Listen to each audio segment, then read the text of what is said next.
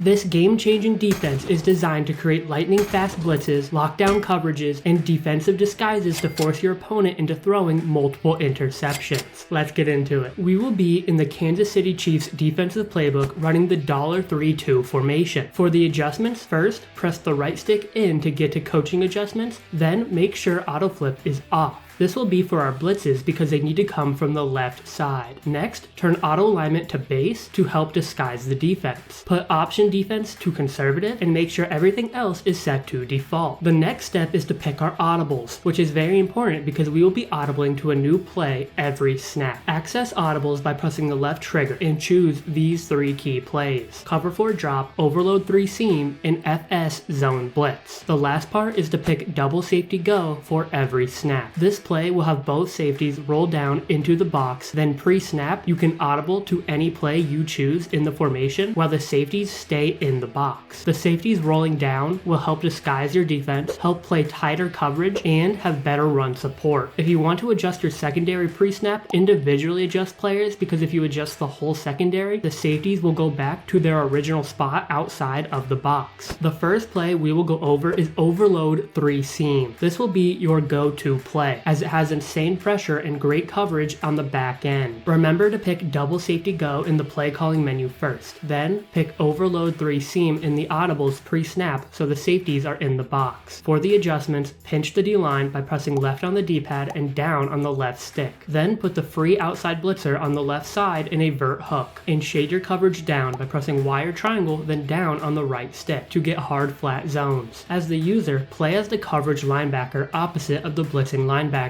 Your job will be to hover over this A-gap at the snap. This will allow the A-gap blitz to come in free for an easy sack while having lockdown coverage. But after you hover, it's important you run back into coverage defending this area of the field where there is no defensive help. Another way you can set up your coverage is to man up the outside blitzer with the offense's biggest threat and shade down by pressing Y or triangle and down on the right stick. For the blitz, pinch the D-line like we did before. Now the offense was in a tight doubles formation. The biggest thing I was worried about was the inside receiver on the short side running a corner route. On the far side, I was not worried about a corner route because there was no receiver lined up far enough to occupy the deep third with any route. So this deep third would easily be able to match up with a corner like you see here. Back on the short side, if the receivers were to run a vertical and a corner, the vertical would occupy the deep third, which would leave the corner route wide open. This is why I manned up the inside wide receiver with the slot corner. And as both inside receivers ran corners, they were locked down and tightly guarded by the coverage. As the user in this setup, your job is to guard the middle of the field. Versus a 5 wide set with no running back in the backfield, overload 3 seam is extremely effective. First, pinch your D-line for the blitz and make sure to hover over the A-gap as the user. Then man up the weak side slot corner on the slot wide receiver and man up the strong side slot corner on the middle wide receiver. As the user, follow the inside wide receiver if he goes to the middle of the field or if he runs a corner. With tight coverage, this setup leads to A-gap pressure, easy sacks, and interceptions. Now strategically, it's important to mix up your blitz and coverage calls. Once you've called the overload 3 seam blitz a few times, try dropping back more players into coverage by running cover 4 drop. Call double safety go to bring the safeties into the box, then audible to cover 4 drop pre-snap. As the user, play as the same player and hover in the same A-gap so that the play looks the exact same as the others. This will make your defense unpredictable and hard to read. In cover 4 drop, you could run it base or you can shade down to get hard flat zones. This can be useful because if you blitz a lot, your opponent will think he has to get rid of the ball quickly. And if he does, we will have the zones to stop that right away, like you see in this play. If you can stop one of the most popular plays called the flood concept out of bunch with a vertical route, corner route, and a flat route,